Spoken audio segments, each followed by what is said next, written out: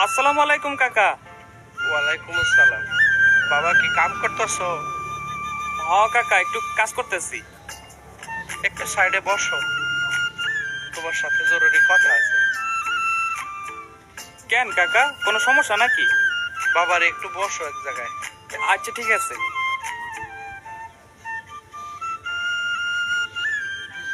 কাকা কোন? কি বলবো বাবা, আমাদের তো বয়স হয়েছে। কি হয়েছে কাকা, চুপ করে আছেন কে? মার কি টাকা পয়সা লাগবো? টাকা পয়সা লাগবো না রে বাবা, মানুষ তো চিরকাল বেঁচে থাকে না। তোমার মা মারা গেছে। কি কইতাছেন কাকা?